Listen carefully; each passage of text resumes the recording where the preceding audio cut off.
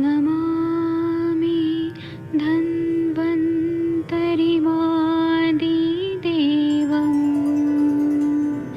सुरासुरैर्वन्दितपादपद्मम् लोके जरारुभयमृत्युनाशं दातारमीशं विविधौषधीनां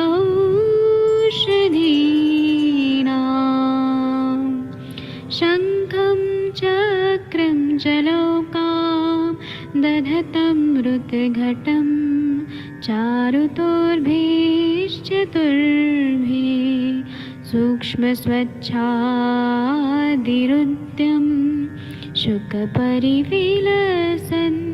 मौलिमं भोजनेत्रं कालाम्बोदोज्ज्वलाङ्गं कटितटविलसत् चारुपीताम्बराढ्यं वन्दे धन्वन्तरिन्तं निखिलगदमिव प्रौढदावाग्निनीलम्।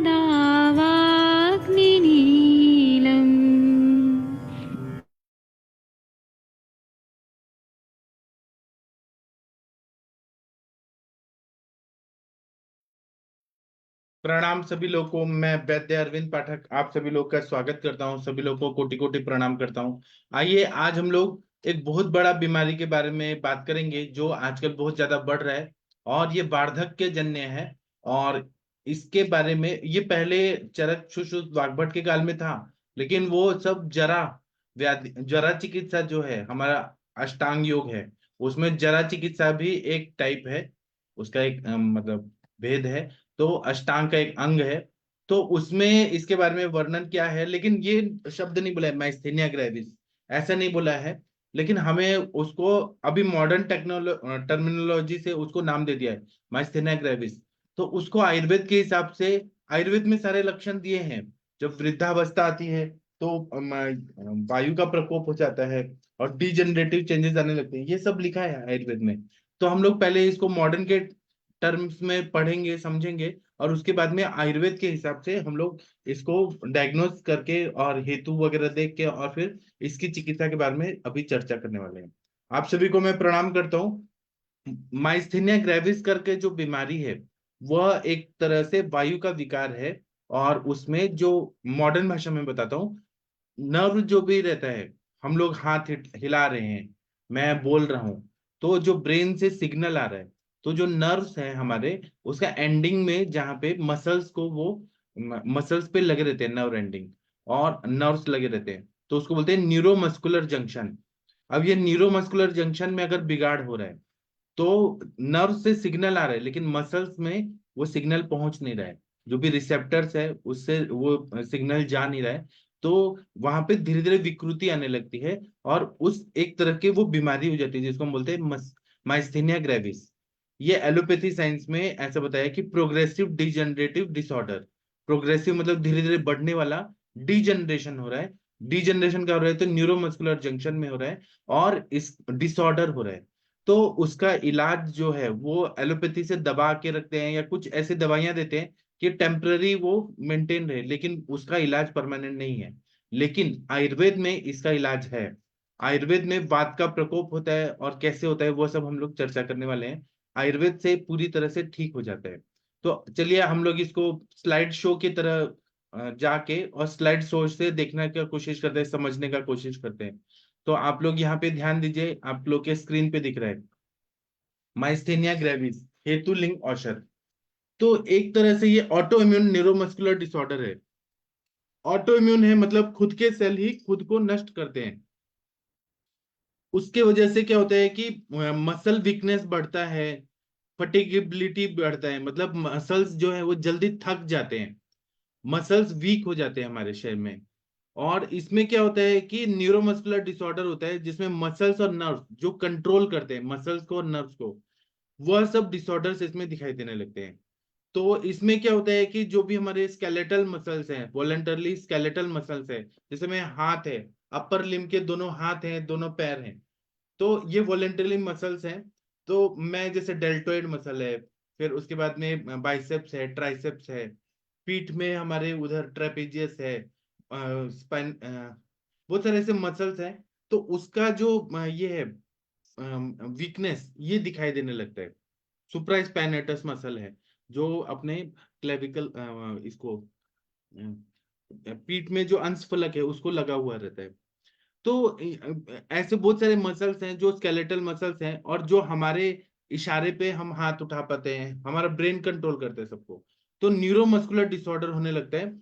और इसका कॉज जो है वो एलोपैथी साइंस, जो इतना महान साइंस है कलयुग में, उसका कोई भी कॉज एलोपैथी साइंस को पता नहीं है कि माइस्थेनिया ग्रेविस होता क्यों है। आयुर्वेद को पता है कि वात का प्रकोप होता है, लेकिन आयुर्वेद में किस तरह से वर्णन किया गया है वो हम लोग अभी चर्चा करेंगे।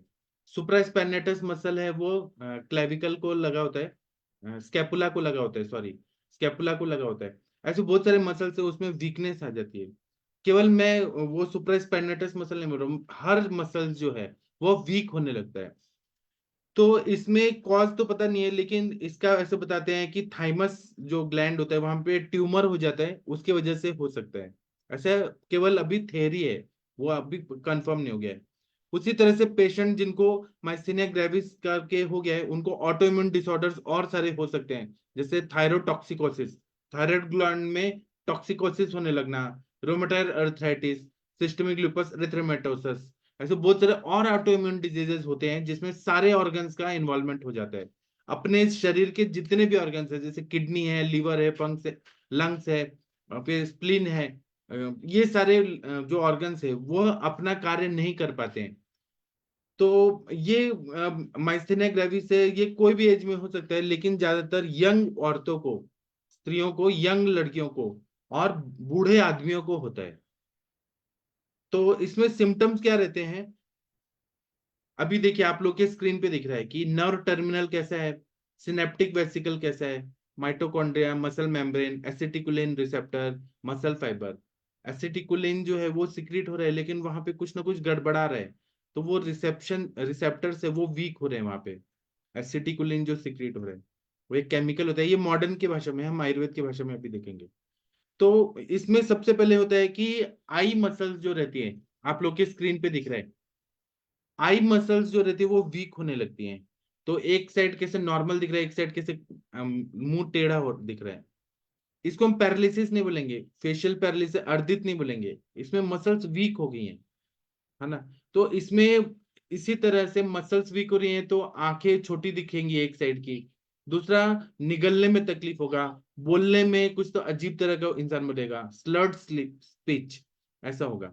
उसके बाद में ये और अचानक ही हो जाता है, और इसके साथ में कभी कभी धीरे धीरे होता है, कभी कभी ये बहुत टाइम लगाता है, और किसी को जल्दी होता है, किसी को लेट होता है, लेकिन ये हो जाता है।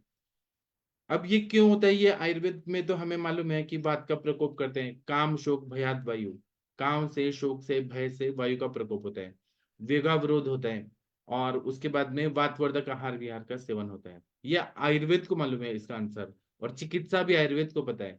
लेकिन एलोपैथी में अननोन कॉज से होता है, और इसमें सिम्टम्स बता सकते हैं कि क्या होता है। एलोपैथी डॉक्टर्स बहुत ही इंटेलिजेंट डॉक्टर्स होते हैं, वो बस ये बता सकते हैं कि इसमें क्या क्या होता है उनके भाषा में। ऐसा हम लोग भी बता सकते हैं, हम लोग भी बेवकूफ नहीं है, हम लोग भी विद्वान हैं, हम लोग भी बता सकते हैं, लेकिन वो इंग्लिश में बताते हैं, हम अपने कॉमन लैंग्वेज या संस्कृत में बता सकते हैं।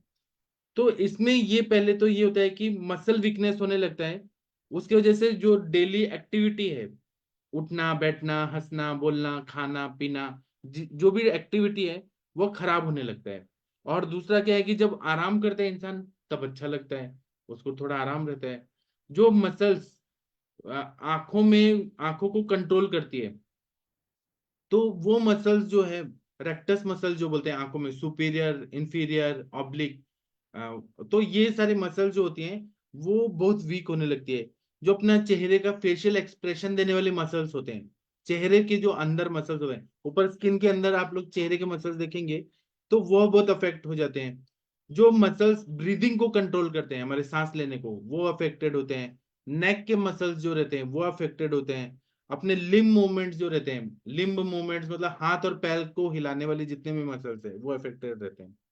तो इसकी वजह से क्या क्या होता है, मसल अगर बहुत कमजोर हो गया है, जहां पे मांस का क्षय हो रहा है, मांस धातु का क्षय हो रहा है, वात की वृद्धि होने से मांस धातु अपना कार्य नहीं कर पा रहा है, तो उसकी वजह से सांस लेने में तकलीफ होती है।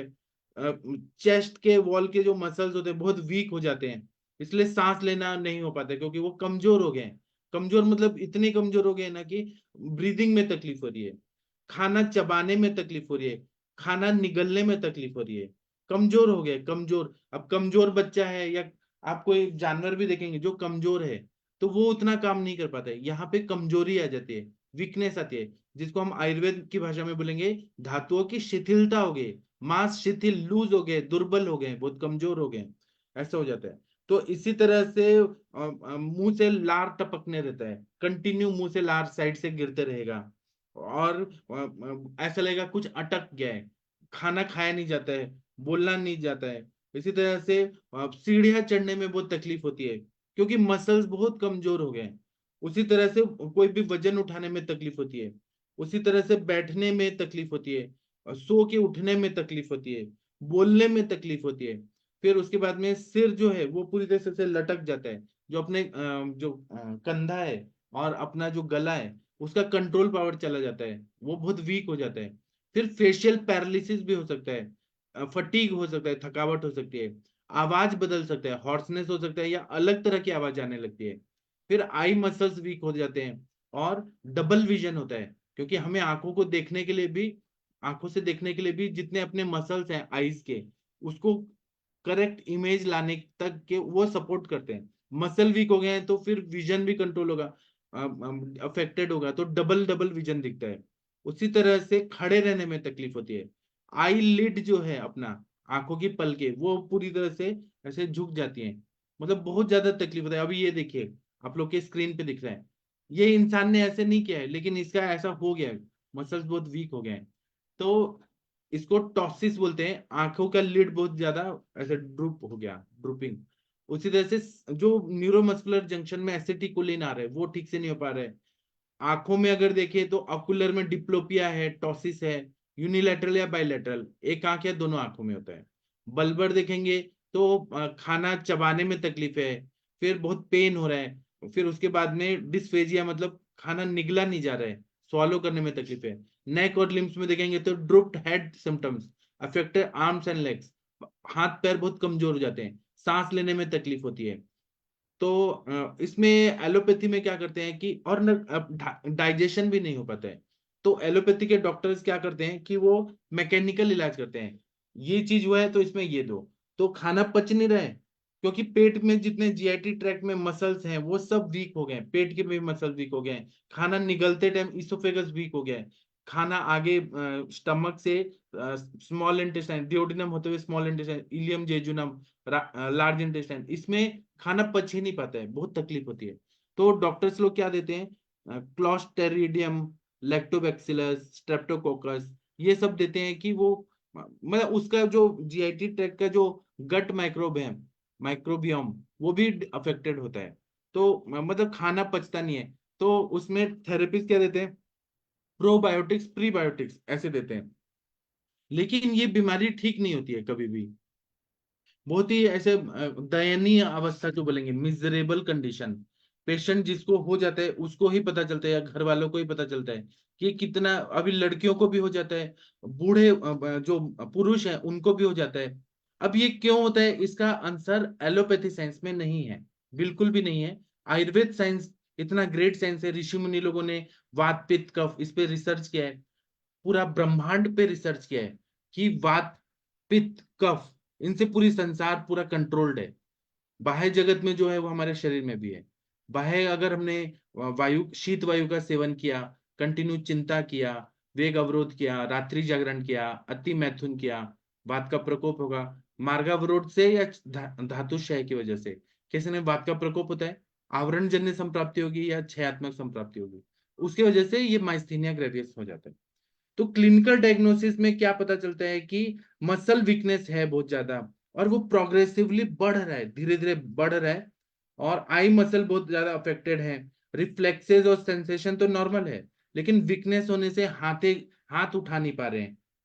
हाथ सब ठीक है, लेकिन मसल वीक है बहुत ज्यादा, सामान उठा नहीं पा रहे हैं, ब्रीदिंग में प्रॉब्लम है, स्वॉलोइंग में प्रॉब्लम है, और जितने भी मसल्स बहुत कमजोर हो गए हैं। तो इन्वेस्टिगेशन में क्या करते हैं कि जो एसिटिकोलिन, एलोपैथी साइंस में हर चीज का केमिकली देखा जाता है, तो एसिटिकोलिन जो है न्यूरोमस्कुलर जंक्शन में, एसिटिकोलिन ही आता है, रिसेप्टर्स पे होता है, और वही सिग्नल आगे जाता है, इलेक्ट्रिक सिग्नल होता है, केमिकल एक सीक्रेट होता है एसिटिकोलिन, और वही आगे के नर्व्स को रिसेप्टर्स पे लग के और सिग्नल देता है, जिसको हम बोलेंगे न्यूरो मस्कुलर जंक्शन। नर्व्स का जो भी आ रहा है सिग्नल, उसको मसल्स तक पहुंचाना, ये किससे होता है? केमिकली होता है। तो एसिटिकोलिन के रिसेप्टर्स होता है, एसिटिकोलिन सीक्रेट होता है। तो इसलिए इन्वेस्टिगेशन जब करते हैं तो उसमें एसिटिकोलिन रिसेप्टर एंटीबॉडीज, वो हम देखते हैं ब्लड में कितना है कितना नहीं, बढ़ा है कम है, वो देखते हैं। और सीटी स्कैन करते हैं, एमआरआई स्कैन करते हैं, पेट स्कैन करते हैं। अगर और उसमें कभी थाइमस ग्लैंड है, उसमें ट्यूमर है, तो ये माइस्थेनिया ग्रेविस होने का एक एक हाइपोथेसिस है कि उसकी वजह से हो सकता है। फिर नर्व कंडक्शन टेस्ट होता है, वह करते हैं कि नर्व में कंडक्शन कितना हो रहा है कि नहीं हो रहा है। फिर एक होता है ईएमजी, तो उसमें इलेक्ट्रोमायोग्राफी करते हैं, मसल्स में कितना करंट जा रहा है, उसका एक ग्राफ रहता है। नर्व्स का तो जैसे नर्व कंडक्शन टेस्ट होता है, वैसे ही ईएमजी भी होता है, मसल्स में कितना कंडक्शन जा रहा है, जो भी करंट डाल के देखा जाता है, इस तरह से होता है। अभी आप लोग कुछ बोलना चाहते हैं तो बोलिए, फिर मैं चिकित्सा पे हम लोग चर्चा करेंगे। जो मुझे मेरे गुरुजी लोगों ने सिखाया है, जो मैंने पेशेंट देखे हैं ठीक है, वो मैं आप लोगों से शेयर करूंगा। यहाँ स्क्रीन पे देखिए, जैसे drooping of eyelid, blood vision, slurred speech, trouble moving the neck, muscle fatigue, arms and leg weakness, difficulty chewing और swallowing, changes in facial expression, difficulty in breathing. और ये ऑटोइम्यून डिजीज है, तो इसके साथ में और भी कौन से होते हैं? तो easily disease, systemic lupus erythematosus, thyrotoxicosis, rheumatoid arthritis. तो ये सारे कंडीशन होते हैं। रूमेटॉइड अर्थराइटिस मतलब वहां पे उपस्तंभित आम वायु है, वो स्त्रोतोरोध कर रहा है, इसलिए हो रहा है। मतलब या तो धातु क्षय हो रहा है धातुओं का, और या फिर वहां पे आवरण है, या फिर उपस्तंभित है, स्त्रोतोरोध है आम की वजह से, ऐसे कंडीशन होती है। तो आप लोग इस विषय पे कुछ बोलना चाहेंगे? मनीषा मैडम जी, त्रिवेदी सर, आप कुछ बोलना चाहेंगे इस टॉपिक पे?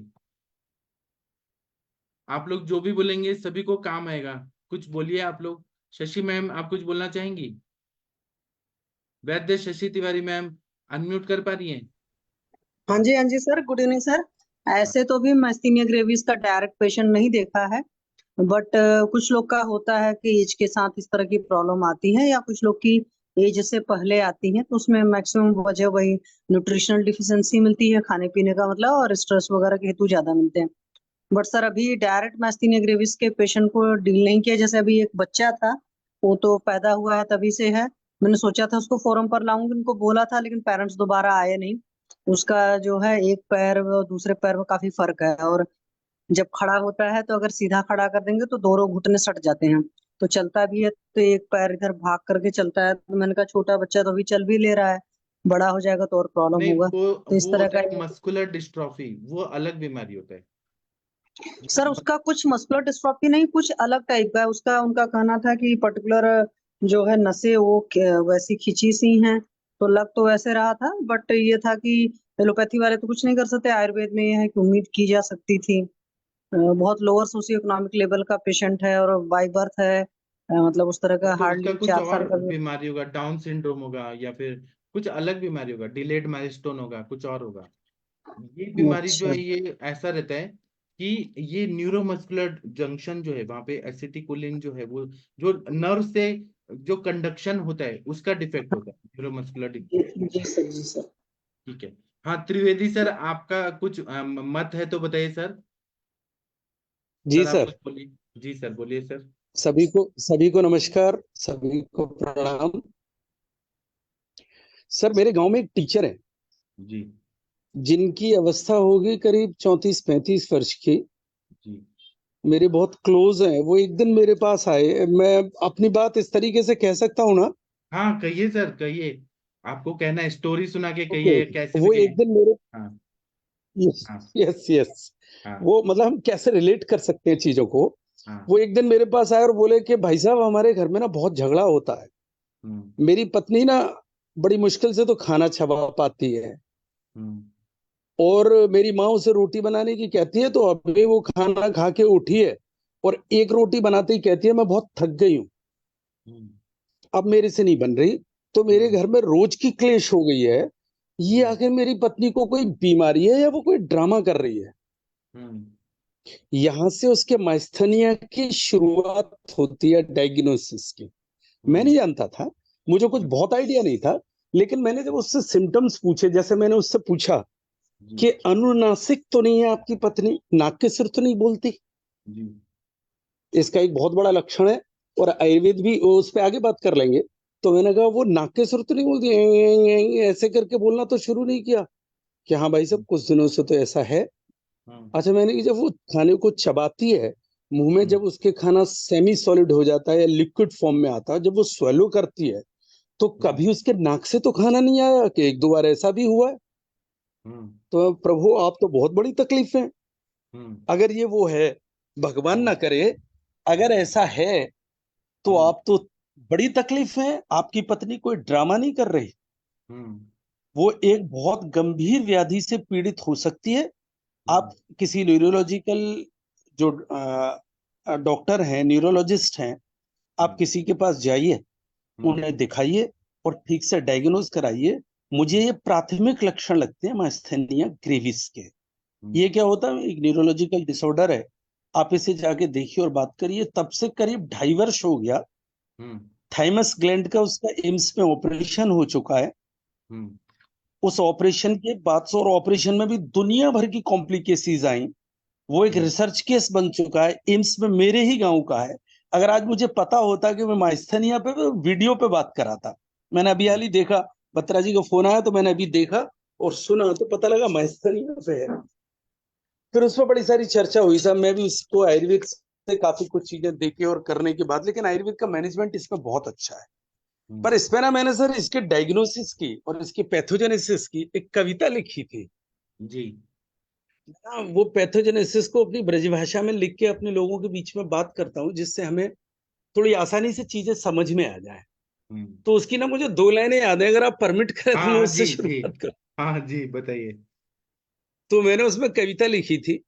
उसमें था, संदेशी संदेश से देत देह को धे। थोड़े से टिपिकल वर्ड है, हमारे यहाँ के देशी वर्ड हैं। हम्म संदेशी, न्यूरॉन्स, हम्म नर्व्स, हम्म एक्सॉन्स, जो भी हम्म हम नाम देना चाहें इसे। हम्म संदेशी जिनका काम मैसेज देना है, मोटर न्यूरॉन्स। हम्म संदेश से, मैसेज के द्वारा, हम्म देत देह को धे। हम्म every particle of the human body is just driven by the information only। हम्म हमारे शरीर का कौन सा हिस्सा कब कहाँ कैसे काम करेगा, और हम्म जो इंफॉर्मेशन के उनके दूत हैं, वो हम्म एंजाइम हो, वो हॉर्मोन्स हो, वो इम्पल्स हो, जिस मर्जी तरीके से दिया हो, लेकिन हम्म शरीर तब ही काम करेगा। इसीलिए वायु को देवता माना गया है, वायु को प्रधान माना गया है, वायु को भगवान माना गया है शरीर के अंतर्गत। हम्म तो ये तभी काम करेगा जब इससे इंफॉर्मेशन आएगी। तो हम्म संदेशी संदेश से देत देह को ध्येय, हम्म संदेशों में खलल से जन्मे रोग अनेक। हम्म लेकिन अगर इंफॉर्मेशन पूरी नहीं है, हम्म संदेश प्रॉपर नहीं है, माइलिन शीथ ने अपना काम नहीं किया है, और हम्म अभी जब इस पे एसाइटिल कोलिन पे बात कर रहे थे, इस पे भी बात करेंगे अभी। इस हम्म एसाइटिल कोलिन का फंक्शन पूरा नहीं हुआ, और इसके फंक्शन को रोकने के लिए प्राकृतिक व्यवस्था की हुई है। अगर वो प्राकृतिक व्यवस्था इसी के फंक्शन को रोकने के लिए गड़बड़ा जाती है, जिसे हम ऑटोम्यून कहते हैं, हम्म तो किस तरीके से संदेश पूरा नहीं पहुंचता है। और उस संदेश के पूरा ना पहुंचने से दुनिया भर के रोग होते हैं, जिसमें से एक का नाम है माइस्थेनिया। हम किसी भी रोग के बारे में बात करें, हम्म कौन सा रोग ऐसा है जिसमें संदेश का डिसरप्शन ना हो, संदेश यानी इंफॉर्मेशन प्रॉपर ना आ रही हो। इंफॉर्मेशन प्रॉपर ना जाना ही तो संसार का सबसे बड़ा कारण है हर प्रकार के झगड़े का। वो राजनीतिक हो, वो आर्थिक हो, वो सामाजिक हो, या वो शारीरिक हो। अगर वो इंफॉर्मेशन प्रॉपर से, और सूचना किसका काम है? गंधन और गति, ये दो किससे बनते हैं? कौन सा प्रत्यय लगा हुआ है वा धातु में जिससे कि वायु शब्द और वात शब्द बना है? ये दो काम किसके हैं? संदेश पहुंचाना, संदेश ले जाना, गंधन करना, ये काम किसका है? वायु का। या डिसरप्शन किसका है? वायु का। वायु का मतलब सूचना का, सूचना का मतलब नर्वान, नर्वान का मतलब मोटर जो नर्व्स होते हैं वहां से। तो वहां से दूसरी इसकी जो लाइन थी उसमें मैंने फिर लिखा था दूसरी लाइन में, अगर मुझे ठीक से याद आए, संकल्पों की सिद्धि तब, यानी जैसे मैंने संकल्प किया है कि मुझे एक घूंट पानी पीना है, इस एक घूंट पानी पीने के लिए पानी देखने से, पानी का गिलास उठाने से, मुंह तक ले जाने से, गले के नीचे उतारने से, और गले के नीचे की मसल्स को से पेट तक पहुंचाने के लिए, जो कि इतनी लंबी यात्रा है जिस पर हम एसाइटिल कोलिन पे बात कर रहे हैं, माइस्थोनिया ग्रेविस पे, ये पूरा एक संकल्प है। और इसकी सिद्धि यानी पेट तक पानी पहुंचने के लिए कब होगी? ये संकल्पों की सिद्धि तब जब संदेश गहे भरपूर। संदेश गहे भरपूर का अर्थ क्या हुआ? या तो आपका वो नर्वाइन हो, या वो आपका वेस्कुलर, या तो आप धमनियों के द्वारा, रक्त के द्वारा संदेश पहुंचा रहे हो, या आप शिराओं के द्वारा, या आप नर्व्स के द्वारा, मोटर न्यूरॉन्स के द्वारा संदेश पहुंचा रहे हो। जब तक ये दोनों प्रॉपर अपने काम को पूरा करने के लिए नहीं पहुंचेंगे, संकल्पों तभी सिद्धि होगी, तभी वो काम पूरा होगा, नहीं तो आप रोगी हो जाएंगे। संकल्पों की सिद्धि तब जब संदेश गहे भरपूर, तारतम्य की सूजना, तारतम्य की शून्यता। तारतम्य मतलब जिस काम के लिए उसे आदेश दिया गया है और उसने उससे तारतम्य नहीं दिखाया, अपना वो कारण पूरा नहीं किया, तो तारतम्य की शून्यता स्वप्न मिलावे धूर। फिर आपने जो ये सोचा है कि मैं ये काम पूरा करूंगा कि मैं एक घुट पानी पी लूं, या मैं एक कदम चल लूं, या मैं निरोगी हो जाऊं, या मैं संसार का कोई भी काम कर लूं, वो सब धूल में मिल जाएगा। इसके लिए हमें क्या करना होगा? अपनी वायु को ठीक रखना होगा। और ये कैसे होगा, इस पे आगे बात कर लेंगे। ये माइस्थेनिया पे बात आई थी, और यहाँ आपने कहा था कि हाइपोथीसिस है थाइमस ग्लैंड की। ये वाकई हाइपोथीसिस है। अभी तक जितने सारे लोगों का थाइमस ग्लैंड का ऑपरेशन किया है, उसमें से करीब 63% लोगों को, 63% लोगों को इसमें इंप्रूवमेंट हुआ है। निरोगी तो फिर भी नहीं हुए दुनिया से, लेकिन इंप्रूवमेंट हुआ है। तो जब एम्स के लोगों के बीच में उसे ले जाया गया, वहां बात हुई, उन डॉक्टर से भी मेरी बहुत बात नहीं पड़ेगा, इसे एक बार करके देखे लेते हैं, क्या पता इससे इंप्रूवमेंट हो जाए। जब वो 2023 में हिट एंड ट्रायल कर सकते हैं, क्या पता हाइपोथीसिस को मान सकते हैं, तो आयुर्वेद की हाइपोथीसिस पर क्यों क्वेश्चन उठाए जाते हैं? बराबर जी। तो बिल्कुल, तो वो थाइमस ग्लैंड का भी इसमें अपना एक रोल है। और वो रोल किस तरीके से, शायद अभी मैं जिनकी सुन रहा था वो सुश्री शशि जी नाम लिया था, शशि तिवारी मैडम जी, शशि तिवारी जी का, वो अभी शायद किसी नियोनेटल के बारे में बात कर रही थी जी। ये गर्भ से भी ला सकते हैं हम इस व्याधि को जी। ये ऑटोसोमल हो सकता है, गर्भ से भी ला सकते हैं, और माता पिता दोनों ही जब इसमें कारण होंगे, बेशक उनमें से कैरियर हो, दोनों ही कारण होंगे, तो हम इसे गर्भ से भी लेकर आ सकते हैं। रही बात एसाइटिल कोलिन की, तो सर ये तो ईस्टर है एसिटिक एसिड का और कोलिन का, इनके बिना तो शरीर नहीं चल सकता। कोलिन यानी B4, विटामिन B4, फॉस्फोलिपिड्स, इनके ईस्टर्स के बिना, एसिटिक एसिड सिरका जिसे हम कांजी कहते हैं आयुर्वेद में, आयुर्वेद की कोई भी धातु जिसका हमें भस्म बनानी है तो उसको शुद्ध किसमें करेंगे? 90% का purification. Most of the metals हमारे का प्योरिफिकेशन करते का इसे। इसी तरीके से शरीर का प्योरिफिकेशन, शरीर का कैरियर कौन है? CH3COOH, COOH, एसिटाइल कोलिन जो है एसिटिक एसिड। और ये फिर कैसे काम करती है, अभी इस पे आगे बात करेंगे। मुझे लगता है मैं ये अकेले थोड़ा लंबा हो जाएगा। नहीं, तो आप लंबा कर सकते हैं शुरुआत में मुझे जी जी जी जी आपको बोलना है तो तो बोल मैं सकते हैं सर, कहना ऐसा कोई ये वो चाह नहीं। रहा था जी ओके ओके ओके तो मैं इसमें कहना ये चाह रहा था कि सर वो चाहे एनोरेक्सिया नर्वोसा से लेके माइस्थोनिया ग्रेविस तक और इवन कैंसर तक, ये कुछ भी हो, ये सब है क्या? ये सारा है सूचनाओं के आदान प्रदान का डिसरप्शन। हमारा जितना भी हॉर्मोन्स बनते हैं, अब जैसे शुरुआत कहाँ से होती है, हमने किसी चीज को देखा, देखने के बाद उसका संकल्प लिया, संकल्प हम कहाँ लेंगे, हाइपोथैलेमस में। स्मृति कहाँ रहती है, शॉर्ट स्मृति हो या लॉन्ग स्मृति हो, दोनों कहाँ रहेंगी, स्मृतियां कहाँ रहती हैं, हाइपोथैलेमस में। हाइपोथैलेमस से जब ये शुरुआत होती है, उसके बाद फिर ये यात्रा शुरू होती है, और वो यात्रा, इस यात्रा पे 1 मिनट बात कर लें। जी ये माइस्थोनिया की यात्रा कहाँ से, मतलब माइस्थोनिया क्यों होता है, कहाँ से यात्रा, तो ये न्यूरो और मस्कुलर जो है, ये इम्पल्स जनरेट हुआ, वहां से एक इम्पल्स जनरेट हुआ, और वो इम्पल्स जनरेट मोटर जो न्यूरॉन्स हैं, किसके, सेरिब्रल कॉर्टेक्स के, वहां से चले ड्यू टू मस्कुलर कॉन्ट्रिक्शन। उसके बाद ये कहाँ पहुंच रहे हैं मोटर न्यूरॉन्स, ये मोटर न्यूरॉन्स जो वहां से जो संदेश चला उन मोटर न्यूरॉन्स के द्वारा वो स्पाइनल कॉर्ड के मोटर न्यूरॉन्स में आया। स्पाइनल कॉर्ड की जो इंटीरियर हॉर्न सेल्स हैं, वहां से ये न्यूरॉन आगे बढ़े, और ऐसे करके रीचेस कहाँ, they it reaches at neuromuscular junction, जिस पर हम बात कर रहे हैं, जहाँ एसिटाइल कोलिन का अपना एक फंक्शन है, इसे हम क्या बोलते हैं, मोटर एंड प्लेट। जी यही एसिटाइल कोलिन होता है मोटर एंड प्लेट पे।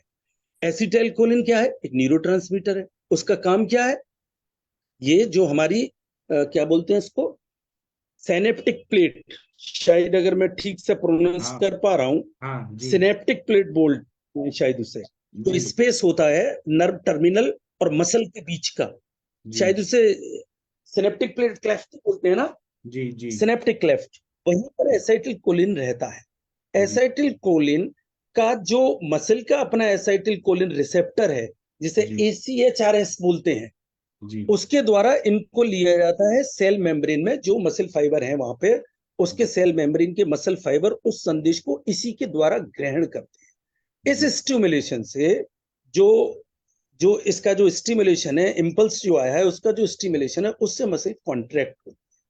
जी अगर ये एसाइटिल कोलिन इसी तरीके से काम करता रहा तो वो अनंत काल तक मांसपेशी काम करती रहेगी, लेकिन हमें अनंत काल तक तो उस मांसपेशी से काम लेना नहीं है ना, जी हमें काम उससे लेना है सिर्फ उतनी ही देर के लिए जितनी देर तक के लिए काम किया गया है। तो वहां प्रकृति ने एक एंजाइम बनाया हुआ है, वो एंजाइम है एसिटाइल कोलिन स्टेरेज बोलते हैं शायद उसे। जी जी प्रकृति ने वहां पे एक एंजाइम बना हुआ है, उसका काम क्या है, इस संदेश की सम्यक संप्राप्ति के बाद उस संदेश की सूचना को खत्म कर दे। जी इसी को ऑटोइम्यून डिसीज इसलिए बोलते हैं कि यहां संदेश पहुंचे बिना ही कुछ जी टॉक्सिन्स, जिन्हें हम आम कहते हैं, जिस पर हम आगे बात कर सकते हैं, जैसे हमारे ऑटोटॉक्सिन है जिन्हें हम आम विष कहते हैं, वो डिस्फंक्शन करते हैं। वो डिस्फंक्शन करते हैं, उससे क्या होता है, डिस्फंक्शन करने के बाद क्या होता है, जो इम्यून सेल्स हैं, T और B लिम्फोसाइट जितनी भी हैं, वो एक एंटीबॉडी बनाती हैं। वो एंटीबॉडी क्या करती हैं, जो ACH रिसेप्टर है, इन रिसेप्टर को डिस्ट्रॉय करने का काम, एक तरीके से डिस्ट्रॉय समझ लीजिए, इन्हें डिस्ट्रॉय करने का काम ये जो है ऑटोटॉक्सिन यानी आम विष, शुरुआत सारी वहीं से होती है। जी और यहाँ मैंने एक और पढ़ा था कभी, तभी जब हम इस पे माइस्थोनिया पे बात कर रहे थे, इसीलिए मुझे थोड़ा सा याद रह गया, एक कोई मसल स्पेसिफिक काइनेज भी होता है इसमें, मस्क जी बोलते हैं इसे, वो कोई एंटीबॉडीज है, प्रोटीन है, जो कि हमारी मसल की ही सेल मेम्ब्रेन में होती है, और उसी ही पर जाकर ये अटैक करते हैं, जिससे मसल का कॉन्ट्रैक्शन होना डिसरेप्ट हो जाता है। उसी को हम माइस्थोनिया ग्रेविस कहते हैं। इस सब में सबसे बड़ा कारण है आम, और उसकी सर्वाधिक महत्वपूर्ण दवा का नाम है भल्लातक और चित्र। ये मेरा अपना अनुभव। जी आगे फिर इस पे और बात करेंगे, अभी अभी जो मैं कहना चाहता था वो इतना ही है, और जैसे जैसे बात आएंगी आगे आगे बढ़ेंगी फिर इस पे बात करेंगे सर। जी तो आयुर्वेद में पहले तो ये जो संदेश का आपने बात कहा, तो जब मंगलायन जी जो भेजा गया, तो पृथ्वी जी से रह के और वहां मंगल ग्रह पे भेजा गया, ऑर्बिटर और वो सब भेजा गया, तो इतना महत्वपूर्ण है ये चीजें। या फिर फाइटर प्लेन्स चलते हैं तो ATC कंट्रोल करता है, डिफेंस का, एयर ट्रैफिक कंट्रोल रूम, जी इतना महत्व है, ये इतना महत्वपूर्ण है। तो आयुर्वेद के हिसाब से अगर हम लोग देखें, तो इसमें पहले तो मांस का वीकनेस आ रहा है, मसल्स का वीकनेस आ रहा है, मतलब यहाँ पे मांस क्षय हो रहा है। दूसरा, इसमें ग्लानी, वायु के प्रकोप से ग्लानी हो रही है, धातु की अग्नि मंद हो रही है, सभी धातुओं की अग्नि, ठीक है, आम बहुत ज्यादा हो रहा है। दूसरा है कि जो धातु बनना चाहिए, धातु परिपोषण क्रम जो है वो कहीं ना कहीं बिगड़ गया है। दूसरा, इसमें हमें आम बहुत ज्यादा हो रहा है। तो अब चिकित्सा क्या करे? अब क्षय है तो पहले तो हमें कुछ ऐसे लाइन ऑफ ट्रीटमेंट बनाना पड़ता है, और ये आयुर्वेद से ठीक होता है पूरा। मैंने ठीक करते हुए देखा है हमारे सर के पास, आदरणीय जमदग्नि सर के क्लिनिक में मैंने देखा है, होते हैं पेशेंट जो मुस्तादी यापन बस्ती, शालीशिष्टिक पिंड स्वेद, और जो बृहणीय गण के, यस और यस यस, बिल्कुल ठीक कहा आपने, क्योंकि ये बिल्कुल ठीक एक है। यस देखिए तो संदेश जाना आना, हर सेल का एक मस्तिष्क होता है, उसकी स्मृति होती है। तो हम लोग उन्माद और अपस्मार की जो दवाइयां हैं वो यहाँ पर देते हैं, बहुत अच्छा फायदा होता है। तो इसमें हम लोग मांसक्षय की चिकित्सा, ग्लानि की चिकित्सा, धात्वग्नि की चिकित्सा, कट्टू रस का भी प्रयोग करते हैं तो धात्वग्नि बढ़ाने के लिए, अग्नि दीपन चिकित्सा, आम पाचन स्त्रोतोशोधन, क्योंकि कहीं ना कहीं आवरण जन्य संप्राप्ति है आम की वजह से, तो उसकी चिकित्सा। उसके बाद में बृहण चिकित्सा करते हैं, जब आम पच जाता है पूरा, स्त्रोतरोध ठीक होता है, तो मधुर रसात्मक बृहणीय गण के द्रव्य, बृहणीय चिकित्सा करते हैं जो मांस धातु को बढ़ाए और मांस धातु का नरिशमेंट करे, ये करते हैं। और दूसरा, मज्जा धातु पे काम करने वाले द्रव्य, क्योंकि पूरा नर्व कंडक्शन हो रहा है, उसको ठीक करना है, तो मज्जा धातु को बलवान करना है, शुक्र को बलवान करना है, तब हमें बहुत अच्छा फायदा होता है। इस पर और किसी को कुछ बोलना है? नहीं तो मैं दवाइयां फिर बताऊंगा। अब ये तो चिकित्सा सिद्धांत हो गया। आप लोग कुछ बोलना चाहते हैं तो बोल सकते हैं। Manisha madam, Trivedi sir, Gangwar sir बोलना चाहते हैं? हाँ प्रणाम सर। सर ये पेशेंट मेरे पास आया था, ये एम्स से आया था। तो सर उसकी डायग्नोसिस वहां पे बनी थी FRDA करके, बिल्कुल सेम लक्षण थे बिल्कुल। तो मैंने मतलब उसका 8 दिन ट्रीटमेंट लिया होगा, तो उससे थोड़ा सा आराम तो हुआ, लेकिन पेशेंट भाग गया। बस्ती वाला देना था, आपसे मैंने डिस्कस किया था, तो आपने कहा था मुस्तादी यहाँ पर बस्ती देना, और ये शक्तिशाली पिंड और सुई सोना कल्प देना। इस तरह से मैंने स्टार्ट किया था। तो उसकी सब गर्दन में बहुत राहत हो गई थी, वो पेशेंट चल भी नहीं पाता था, और उसके पैर जो है उसके फादर उसे पकड़ के उठाने में बहुत पास पास कदम गिरते थे सर। तो मैंने इस तरह से एक पेशेंट देखा था। देखा है ना, मतलब होते हैं ये पेशेंट, फॉरेन जी। कंट्रीज में बहुत ज्यादा होते हैं, क्योंकि स्ट्रेस लेवल बहुत ज्यादा बढ़ गया है वहां पे। ये तो सर हमारे इसे FRDA उसे डायग्नोस हुआ था, ये यहाँ पे हम मैसेंजर डेवलप कर रहे हैं, तो कि बेसिकली डिजीज है क्या? जी। तो मैं मेडिसिन वगैरह बता देता हूँ, और आप लोग भी अपना सोच के बताइए कि क्या करना चाहिए। आप लोग श्रेष्ठ चिकित्सक हैं, सभी को सब आता है। त्रिवेदी सर, आप कुछ बोलना चाह रहे हैं तो बोलिए सर। जी सर, मैं ये कहना चाह रहा था थोड़ा सा रूपक में, मेटाफर्स में अगर हम बात हाँ करते हैं, हम हाँ भारतीयों की ये परंपरा रही है कि हमने बड़ी से बड़ी बात और बड़े छोटे से शब्दों में, कवित्वों में, कविताओं में, कबीरदास पे इसीलिए पूरा वर्ल्ड PhD करता है, वो तो बिना पढ़े लिखे आदमी थे, मतलब आज के हिसाब से बिना पढ़े लिखे आदमी थे, साक्षर नहीं थे, शिक्षित थे। तो मेटाफर्स में हम बात करें तो जैसे मुझे अभी बात करते करते ध्यान आया कि जी माइस्थोनिया को हम इस तरीके से भी कह सकते हैं जैसे कि ये बुमराह और धोनी की जोड़ी हो। जी जैसे मोटर न्यूरॉन से एक इम्पल्स की शुरुआत होती है, जैसे बुमराह बॉल को रिलीज करता है, जी। ये एग्जैक्टली वही मतलब इसे कैसे कहा जाए, ये हाँ एग्जैक्टली उसी तरह की सिचुएशन है। ये उसी तरह की सिचुएशन है कि हमने एक संदेश भेजा, हमने बॉल को रिलीज किया। अब जी उस बॉल का सही मायनों में अगर जो बैट्समैन है वो अगर उस बॉल को सही तरीके से नहीं खेल पाता है, यानी मसल उस संदेश को ठीक से नहीं ले पाती है, तो उस बॉल का करता धरता फिर कौन रह जाएगा उसके पीछे? धोनी। जी और धोनी उसको अगर एसिटाइल कोलिन बढ़िया काम नहीं कर पाता है, तो जी वो मसल फाइबर ही उसको काम करेगा, और उस मसल फाइबर को ठीक करने के लिए, उस मसल फाइबर तक चिकित्सा पहुंचाने के लिए आयुर्वेद की जितनी सुंदर व्यवस्था है, शायद उतनी सुंदर व्यवस्था जैसे हम उसमें देखते हैं, उसमें किस तरीके का ट्रीटमेंट किया जाता है। मेडिसिन उनकी कौन सी है? एक तो वो कॉइलिन स्टेरेज इनहिबिटर्स देते हैं, जी जो कॉइलिन का स्टोरेज है उसको कम करने के लिए देते हैं। उससे जैसे ही वो थोड़ा सा कम होता है तो फिर वो कॉर्टिकोस्टेरॉइड पे आ जाते हैं, प्रेडिसोलोन वगैरह देते हैं। उस जी तरफ ऑटोइम्यून रोकने के लिए इम्यूनोसप्रेसेंट, चाहे वो मेथोट्रेक्सेट दें या साइक्लोस्पोरिन दें या एजिथियोप्राइन दें, जो जो कुछ भी दें, इनमें से कोई चीज देते हैं। उसके बाद IV थेरेपी से भी ये काम होता है, और हमारे यहाँ वो IV थेरेपी बस्ती उस काम को पूरा कर सकती है। जिसे प्लाज्मा एनालिसिस कहते हैं, वो डायलिसिस की तरह टाइप की एक चीज है। प्लाज्मा को साफ करने का एक तरीका है, जिससे कि वो जो एंटीबॉडीज दुनिया भर की बढ़ गई है उन्हें कम कर दिया जाए। मोनोक्लोनल एंटीबॉडी देते हैं इसमें। तो इस तरीके से बहुत सारा काम वो इसके साथ करते हैं। मैंने सर ये भी कहा है कि इसको वर्स करने के लिए, पढ़ा है सुना है देखा तो नहीं है, कि इसको वर्स करने के लिए बीटा ब्लॉकर्स, जो आजकल ब्लड प्रेशर के लिए सबसे पहली औषधि दी जा रही है, क्विनाइन जो मलेरिया के लिए पहली औषधि दी जा रही है, और इसके अलावा एंटी एपिलेप्टिक फेनिटोइन वगैरह इस तरीके की जो दवाएं दी जाती हैं, वो माइस्थेनिक क्राइसिस को लाइफ थ्रेटन तक ले जाने का काम कर रही है। ये भी एक रिसर्च हाँ, जो एक इनका साइड इफेक्ट होता है। ऑटोइम्यून कंडीशन, जी, हाँ इनके साइड इफेक्ट्स हैं, साइड बहुत इफेक्ट जबरदस्त साइड इफेक्ट है। जी, रही बात, हाँ बहुत जबरदस्त साइड इफेक्ट है। और रही बात इसकी, तो आयुर्वेद में हम इसे कैसे ले सकते हैं? आयुर्वेद का अपना एक तरीका है। आयुर्वेद कैसे कहेगा? निदान सेवन। लगातार हम उन्हीं चीजों का सेवन किए जा रहे हैं, आहार में, विहार में और विचार में, तीनों तरीके से। जो वात प्रकोपक है, या जिन्होंने आम की उत्पत्ति की है, आम की उत्पत्ति होगी तो वात का प्रकोप होगा, वात का प्रकोप होगा तो कफ का जो स्थिर गुण है वो धीरे धीरे कम होगा, स्थान संश्रय होगा। अक्सर हमें कहां से पता लगता है इसका स्थान संश्रय? ऊर्ध्व जत्रुगत, अपर क्लेविकल, जो ऊर्ध्व जत्रुगत है वहां पर। जैसे हमें क्या क्या दिखता है सर? किसी की एक आंख बंद हो गई या किसी को डबल विजन हो गई, अक्सर हम ये देखते हैं ना, इसमें ये दो सिम्टम आते हैं। टोसिस, एक तरीके का जी, आईलिड बंद हो जाना, किसी किसी के दोनों आईलिड में दिक्कत आती है। दूसरा जी, डिप्लोपिया होता है, जिसे डबल विजन कहते हैं, और वो दोनों तरह की होती है, हॉरिजेंटल भी और वर्टिकल भी, जी, दोनों डबल विजन में दिक्कत आती है उसमें।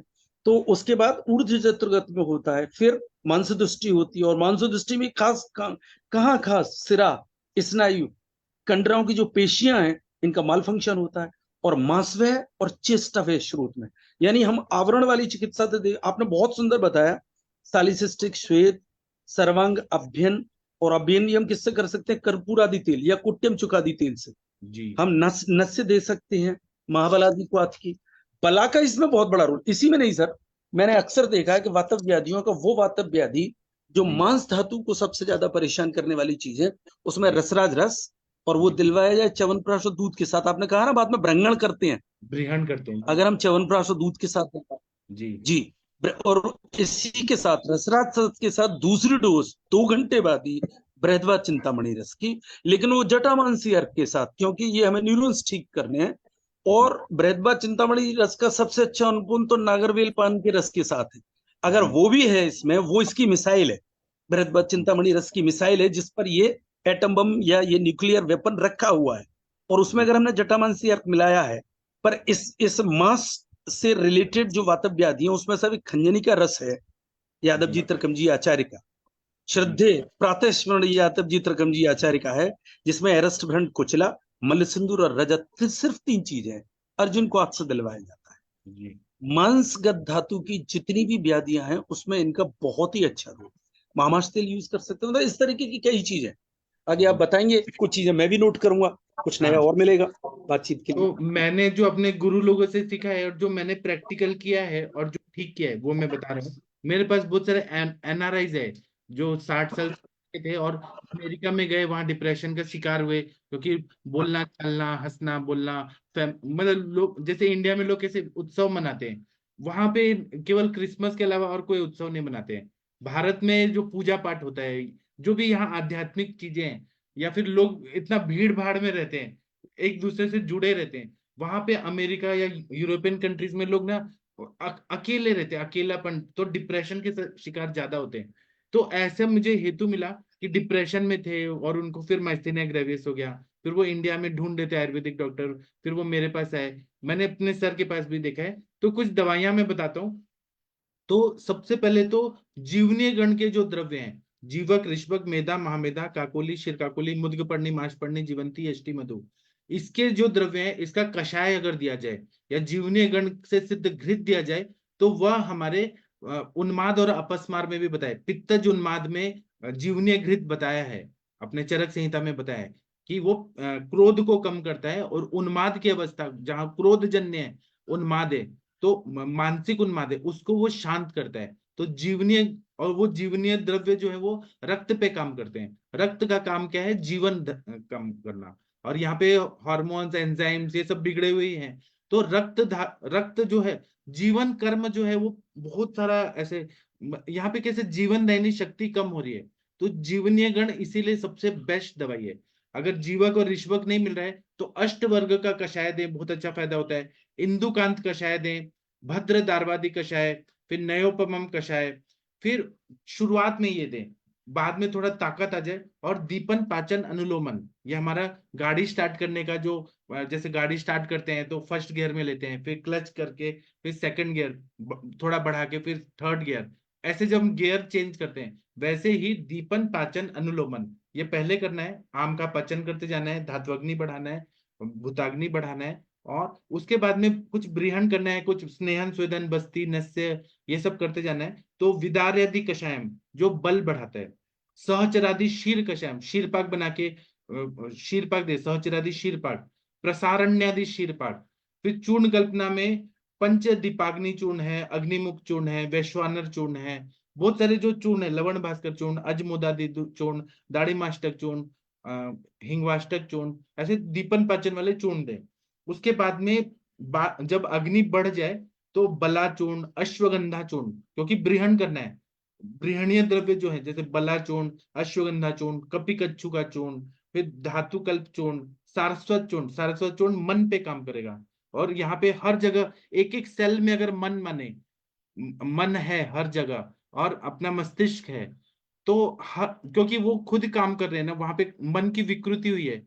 जो हमारा ऊर्ध्व जत्रु में मन है, मतलब जो मस्तिष्क बिगड़ा हुआ है, मन बिगड़ा हुआ है, तो यहाँ एक एक सेल में भी मन बिगड़ा हुआ है। इतना ज्यादा वो चला गया है धातुओं तक। तो हमें मन पे करना है, तो सारस्वत चूर्ण देने से पूरे शरीर का एक एक सेल का मन अच्छा होगा। इसी तरह से रसौषधियों में हम लोग रसराज रस दे सकते हैं, समीर पन्नग रस दे सकते हैं, फिर शय कुलांतर रस, राज मृगांक रस दे सकते हैं, स्वर्ण मकर ध्वज दे सकते हैं, चंद्रोदय रस दे सकते हैं, बृहत्वाद चिंतामणि रस, त्रैलोक्य चिंतामणि रस, बात कुलांतक रस, समीर गज केसरी रस, ये दे सकते हैं। उसी तरह से कुछ भस्म देते हैं जो ब्रीहण करते हैं, जैसे स्वर्ण भस्म घी के साथ देना है खाने के बाद, फिर रजत भस्म, वैक्रांत भस्म, स्वर्ण माक्षी भस्म रक्त का प्रसादन करता है और बल देता है पूरे। उसी तरह से अवलेह में हम लोग कुष्मांड लेहम, धातु कल्प लेहम, अश्वगंधा लेहम, अजामास रसायनम, नयोपमम लेहम, और ऐसे जो ब्रीहण करने, अमृत प्राश अवलेहम बहुत अच्छा काम करता है। उसी तरह से कुछ घृत कल्पना भी देना जरूर, क्योंकि वात का प्रकोप है। अग्नि को बढ़ाने के बाद विदार्यादि घृतम, नागबला घृतम, नागबला सर्पी, बला जो है वो बहुत ज्यादा बल देता है।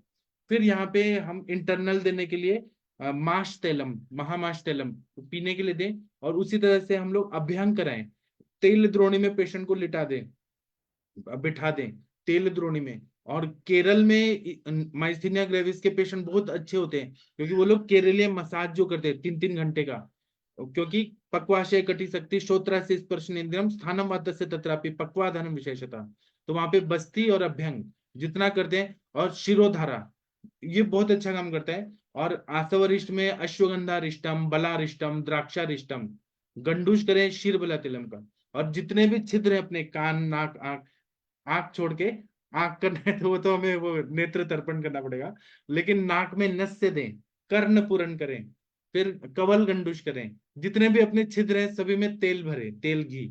और ऐसे नहीं भरे कि मृत्यु हो जाए, मतलब जो शास्त्रीय पद्धति है वैसे, क्योंकि हर छिद्र से वो रास्ता है, तो वो जाएगा बहिर्मुख स्रोत से।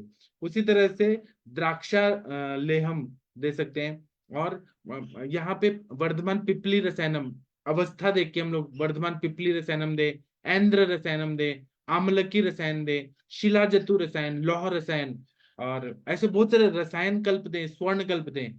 तो ये पेशेंट, और शालिशष्टिक पिंड स्वेद दें, यापना बस्ती जितनी है, स्थिरादि यापना बस्ती, मुस्तादी यापन बस्ती, बलादी यापना बस्ती, तो यापन कर करके इसको ठीक होने में पूरा 3.5 साल लगता है। मिनिमम 4 महीना में, मैक्सिमम 3.5 साल में पेशेंट हमारा काफी हद तक ठीक हो जाता है। और जो नस्य चिकित्सा है वो तो सबसे अच्छा काम करती है। वात का क्षय जो है, वात का वृद्धि है या मसल्स में जो क्षय है उसको पूरा ठीक करना है, वात की वृद्धि को, तो उसमें हमें नस्य देने से बहुत अच्छा फायदा होता है। इसी तरह से बस्ती में चंदनमला लाक्षादि तेल है, महामाश तेल है, बलाश्वगंधादि लाक्षादि तेल, बलाश्वगंधादि तेल, ऐसे बहुत सारे तेल हैं, शीरबला तेल, धन्वंतर तेल, सहचरादि तेल, कुट्टम चुक्क्यादि तेल, अगर स्टिफनेस बहुत है तो कुट्टम चुक्क्यादि तेल, मुरीवेणा तेल, ऐसे बहुत सारे तेल हैं, उससे अभ्यंग और बस्ती में बहुत अच्छा फायदा होता है। कार्पास हस्त्यादि तेल, प्रसारण्यादि तेल, यष्टि मधु सिद्ध तेल, मधु यष्टि तेल बहुत अच्छा काम करता है। उसी तरह से नर्व्स पे काम करना है, और तो हमें, और यहाँ पे धारणा शक्ति कम हो रही है, अस्थि धातु की धारणा शक्ति कम हो रही है, तो हमें अस्थि तत्व को बढ़ाना है, या पुरुष धरा कला चाहे अस्थि धरा कला, पुरुष धरा कला और अस्थि धरा कला पे काम करना है, तो बस्ती देना है, और तिक्तक क्षीर बस्ती दें। तिक्तक क्षीर बस्ती में पटोल, फिर गुडुची, फिर किरात तिक्त, यष्टि मधु, उसमें शतावरी और बृहणीय गण के द्रव्य डाल के तिक्तक क्षीर बस्ती में, और साथ में हम लोग बलाघृत या अश्वगंधा घृत, शतावरी घृत ये डाल के और बस्ती दें, बहुत ही अच्छा पेशेंट ठीक हो जाते हैं, बहुत अच्छा रिजल्ट आता है। हाँ सर, आप बताइए त्रिवेदी सर, आपको कुछ आ रहे हैं? मेरे हिसाब से एसिटिकोलिन जो ये गड़बड़ा रहे, शरीर में सारे चीज हैं, हमें उसको ब्रीहण करना है तो अपने आप सब ठीक होने लगते हैं, हमें उसको पोषण करना है। जी सर, त्रिवेदी सर कुछ बोलिए आप। जी सर। हाँ सर। जैसे ये स्टेज है कि क्लासिफिकेशन किया है मॉडर्न थेरेपी ने, मॉडर्न सिस्टम ने जो इसका क्लासिफिकेशन किया है, जो क्लास 1 है जिसमें ऑक्यूलर मसल से लेकर शुरुआत करते हैं, तो जी ऊर्ध्वगतुगत में नस्य का जितना अच्छा रोल है, आपने नस्य बताया, इनमें से किसी भी चीज से अगर हम नस्य देते हैं तो उसके रिजल्ट बहुत बेहतर आते हैं। लेकिन धातु पोषण के लिए मैं हम अपने कुछ मैं मतलब कुछ एक चीजें रखना चाहता हूँ, जिसमें आपने बताया कंकुल्यादि वर्ग की जितनी भी चीजें हैं, अष्टवर्ग आपने पूरा बता दिया, बेस्ट है। इसीलिए मैं च्यवनप्राश की बात कर रहा था कि च्यवनप्राश अगर गौ दूध के साथ दोनों टाइम हम देते हैं, और साथ में हम रसराज और बृहद्वाज चिंतामणि जी रस और खंजनी का रस, 3 चीजें चला रहे हैं, तो अपने आप में बहुत ही पर्याप्त है, और बहुत सारे डिसेंट रिजल्ट इसमें आते हैं। हाँ, अनुपान आयुर्वेद में उतना ही मान रखता है जितना औषधि मान रखती है, जी तो इसीलिए हमें अनुपान देखना है। जब हम रसराज रस दे रहे हैं तो रसराज रस में सबसे पहले क्षीरकांकुली मौजूद है, जावित्री मौजूद है, लौंग मौजूद है, रस सिंदूर है, अभ्रक है, स्वर्ण है, लो है, रौप्य है, वंग है, असगंध है, और उसके अलावा ये सब हमें पच जाए तो ये 21 दिन मकोई की स्वरस में बनाया जाता है। मैं खुद बनाता हूँ इसे, रसराज रस। तो ये अपने आप में, हाँ, इसे हम जब अनुपान में दे रहे हैं तो च्यवनप्राश गौदूत के साथ बृहद्वाज चिंतामणि रस, अगर बृहद्वाज चिंतामणि रस को देखें तो हम उसमें सोना है, चांदी है, अभ्रक है, लो है, प्रवाल है, मोती है, और इन सबसे 7 गुना रस सिंदूर है। 7 गुना नहीं, मतलब जैसे मोती 3 ग्राम है तो रस सिंदूर 7 ग्राम है, 2 गुना है, उससे लगभग 2 गुना है, और घृत कुमारी की इसमें भावना है। तो शास्त्र में आचार्यों ने, उन दिव्य जन्मा ऋषियों ने इतनी सुंदर व्यवस्था की है। लेकिन सर, मैं मांस धातु के बारे में बात करूं तो मांस धातु पे हम जो काम करने वाले हैं, या हम जिन लोगों को जो चीजें देते हैं, उसमें बहुत बेहतर इन सारी चीजों के साथ साथ 3 चीजें और हैं, अकरकरा, जायफल और बेहमन, दोनों सुर्ख और सफेद। हम मतलब मैं पूरा कंपोजिशन व्यक्तिगत बात नहीं कर सकते, इसलिए मैं नहीं करूंगा, लेकिन अगर हमने अकरकरा का इंटेलिजेंटली यूज किया है, जाति फल, मिरिस्टिका फ्रेग्रेंस, जावित्री मेस, अगर हमने इसका इंटेलिजेंटली रूप यूज किया है, और वो किसके साथ, भृंगण औषधियों के साथ, जीवनीय वर्ग की औषधियों के साथ, क्षीरकांकोलीय वर्ग की औषधियों के साथ, अगर हमने इनका सही उपयोग किया है, दोनों तरह की मूसली ले सकते हैं, बला दोनों, और बल्कि तीनों तरह की, जिसको गुलशिकरी कहते हैं, जहां कूड़ों के ढेर लगे हुए, मैं अपने गांव और अपने क्षेत्र की बात कर रहा हूं, वहां बहुतायत में बला पैदा हो रही है, बहुत जिसे बोलते हैं हम, छापा जिसपे आता है, लोगों ने देखा, अगर नहीं पहचान पाते होंगे तो सीडा कॉर्डिफोलिया, जिसको हम लैटिन में कह रहे हैं, उसको उसको प्लस पिरिरिया ट्यूबोसा, विदारी कंद, इन्हीं के साथ विदारी माइस्थ्योना ग्रेविस की एकमात्र अकेली पर्याप्त औषधि है। मतलब जिसको अगर हम संस्कार ठीक से कर लेते हैं किन औषधियों के साथ, तो विदारी कंद का भी उसमें उतना ही अच्छा रोल है, जितनी भी भृंगण औषधि है। ये जी शुरू की सारी काम करने के बाद, जिसमें पंचकर्म है, चिकित्सा है, अभ्यंग है, स्वेदन है, ये सारा काम करने के बाद जब हम ब्रह्मण औषधियों पे आते हैं, तो इन सभी का अपना अपना रोल है। अगर औषधियों पर हम बात करें तो एक अलग से 1 घंटा चाहिए, जिसपे जी एक एक औषधि कैसे कैसे कहाँ क्या क्या काम कर रही है, उसका कंपोजिशन क्यों इस तरीके से बनाया गया, उस पर बड़ी लंबी बात हो सकती है। एक सेशन सर इसी पे रखोगे, एक हाँ कोई जी कूपी पक किसी दिन, हफ्ते में एक जी दिन सर हम औषधि पे बात, है कि नहीं, कि ये हाँ वाले सर कूपी पक पे एक दिन पहले बात कर लें कि भाई इस पे तैयार होके आओ। तो हाँ एक ये भी कर सकते हैं हम, इस तरीके से जी कर सकते हैं जी जी। हाँ, डॉक्टर जी हरीश बत्रा जी ने सही बताया कि आप ग्रुप में लिख दीजिए कि इस टॉपिक पे बात करना है, तो सब पढ़ के आएंगे। हम औषधियों पे बात करेंगे। और मुझे कुछ और बताना है, मेरे को अच्छा ये अच्छा जी अनुभव।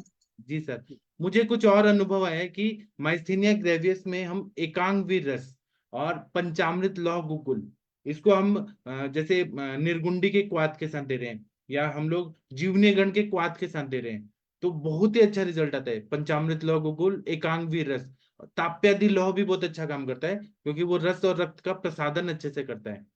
तो और लौह तत्व भी है उसमें, वो भी अच्छा काम करता है। और हमें शुक्र को भी बढ़ाना है, तो वृक्ष योग भी बहुत अच्छा काम करता है ऐसी बीमारियों में, जिसमें अश्वगंधा है, शतावरी है, और मुसली तो सच में आपने सच बताया, बहुत अच्छा काम करता है।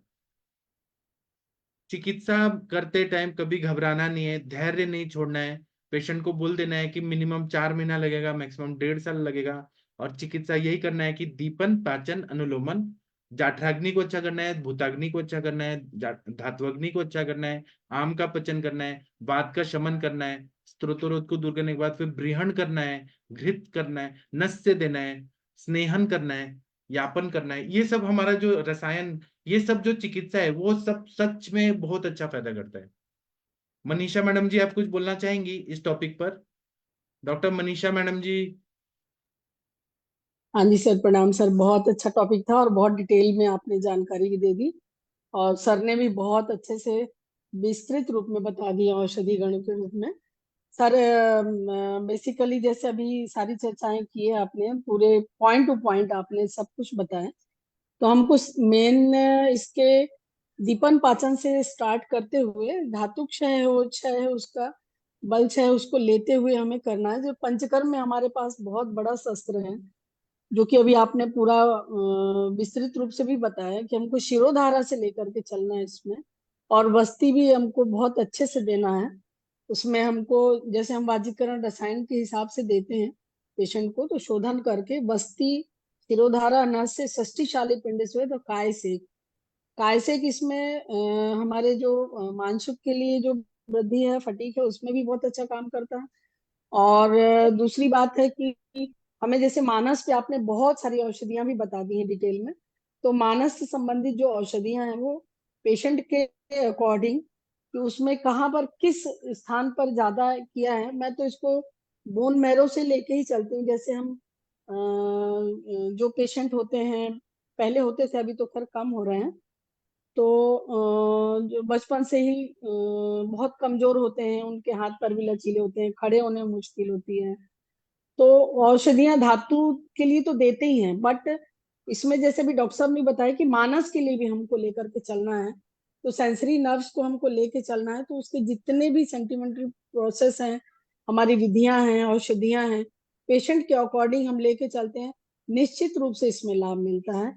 पोलियो वाले पेशेंटों को जैसे जैसे हम लोग खड़ा कर लेते हैं, उस तरह से हमको उसी प्रधान कर्म को लेते हुए इस चिकित्सा को बहुत अच्छे से, समय लगता है बट इसमें फॉलो कर सकते हैं इसको पूरा और बहुत दूसरा अच्छे से बात है हम। कि बस्ती कब तक दें, नस से कब तक दें, तो knock the door until door is not open. तब तक जी दरवाजा खटखटाओ जब तक ठीक नहीं होता, वो खुलता नहीं है। वैसे ये बीमारी जब तक नहीं ठीक होता, कंटिन्यू देते रहे देते रहे देते रहे।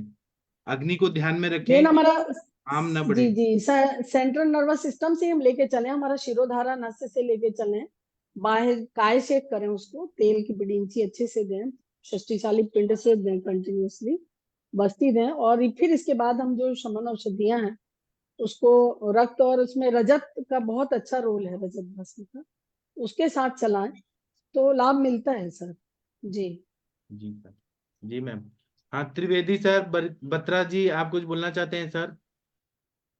सर ऐसा डिस्कशन चाहते जी हैं सर सर, मैं जैसा बस एक चीज ऐड करूंगा। हाँ सर। आह, ओके ओके जी, बत्रा जी बोलिए। बत्रा सर आप क्या बोल रहे हैं डॉक्टर हरीश जी? ऐसा डिस्कशन चाहते हैं सर आयुष दर्पण में जैसा आज हो रहा है। जी जी जी ठीक है। सर, मैं हाँ इसमें एक चीज जो मुझे अभी ऐसे एब्रप्टली कुछ चीजें आती हैं दिमाग में, जी जब हम डिस्कशन करते हैं तो बहुत सारी चीजें चल रही होती है दिमाग में, इसलिए ग्रुप डिस्कशन ना, ये आपने बहुत अच्छा मंच दिया हुआ है इस पर बात करने के लिए। जैसे हम अभी बात कर रहे थे ना इंफॉर्मेशन को लेके, इंसुलिन तो वही है सर, जी उसका काम भी तो क्या है, 1 मोल ग्लूकोज को पकड़ के ले जाता है अपने साथ, माइटोकॉन्ड्रिया का ताला खोलता है, सिर्फ ताला खोलने तक का काम है उसका। तो जी बाकी तो जो वहां पे डाइफॉस्फेट और ट्राइफॉस्फेट एडिनोसिन के हैं, वो अपना काम अपने आप करेंगे एनर्जी में बदलने के लिए। सिर्फ इतना ही तो व्यानवात के लिए, ये भी तो व्यानवात से रिलेटेड है। बराबर व्यानवात हाँ के लिए सर मेरे अपने परिवार जी का एक कंपोजिशन है, अगर आप मुझे परमिशन करें। हाँ हाँ जी बोलिए सर, बोलिए त्रिवेदी सर बोलिए। में फोन आ गया है, उसमें 5 काष्ठादिक औषधि हैं, सारे ही चिकित्सक, मतलब उसमें और भी ऐड कर सकते हैं लोग अपने तरीके से। मैं अपने परिवार का पिछला 125 साल 150 साल का अनुभव है, पता नहीं हम कितने सालों से इसे यूज कर रहे हैं। तो उसमें सिर्फ 5 चीजें, सा असगंध वाला बिदारी, ये तो हो गया उस तरफ का काम, सुंठी और हल्दी। जी व्यानवात के लिए जितने भी व्यानवायु से संबंधित पीड़ित रोगी आपके पास आते हैं, बाकी और सारा काम करने के साथ साथ अगर ये भी आप उन्हें कर रहे हैं, तो ये उनके एक चिकित्सक के आशीर्वाद के समान हो। जी मुझे अभी एब्रप्टली थोड़ा सा दिमाग में आया, तो मैंने कहा ये थोड़ा मैं ऐड कर दूंगा, अगर और सर सब मेरे ठीक को हो तो। और याद आया कि सहस्त्रपुटी अभ्रक भस्म भी बहुत अच्छा काम करता है, ये वो भी बहुत वो उसमें है सर, सहस्त्रपुटी है ही। जब मैं जी रसराज रस की बात कर रहा था, तो या हम उसकी बात करते हैं बृहद्बा चिंतामणि की, जी दोनों में सहस्त्रपुटी ही है। और हम तो सब सहस्त्रपुटी बनाते हैं। जी और एक बार तो दिमाग में ये भी आया कि यार 1000 फुट वाली भी बना ली जाए क्या, लेकिन वो तो एक असंभव काम था। जी तो वो उसमें वर्षों का मामला है, लेकिन एक व्यक्ति एक तरीके से वो काम हो गया। पर वो क्या कमाल चीज है साहब, आप चावल के दाने के बराबर देके काम करके देखिए। और उसका जो सबसे अच्छा जो मित्र है, सर म्यूट हो गया। रिजल्ट आते हैं सर। मैं वही तो कह रहा हूँ कि एक दिन ना हम इस पे बस पे किसी हाँ एक दिन को जी रख लें कि जी एक दिन ना हम इंग्रेडिएंट्स के ऊपर बात करेंगे, फलाने उसके टॉपिक पे बात करेंगे, इसको तैयार करके आओ यार, इस पे बातचीत करेंगे ये क्यों और ठीक कैसे यूज हो रहा है। ठीक बहुत है सारी सर। चीजें पता लगती हैं। जी जी सर। जी जी जी, थैंक यू हाँ थैंक थैंक यू सर। तो डॉक्टर हरीश बत्रा जी आपको मजा आया आज का सेशन सुन के? मनीषा मैम। जी सर थैंक यू, वो सर को भी बहुत बहुत धन्यवाद। और इसका डिस्कशन ही हमारे नॉलेज के लिए, और सर यही जो असाध्य बीमारियां हैं ना, हमारे लिए एक चैलेंजिंग केस बनती है, और यही हमारे लिए है। जी थैंक ठीक यू है, तो सर। मैं अभी सेशन बंद करता हूँ, अब हम 9 बजे मिलते हैं। तब तक के प्रणाम सभी लोगों को, थोड़ा ब्रेक के बाद मिलते हैं। प्रणाम। प्रणाम प्रणाम प्रणाम।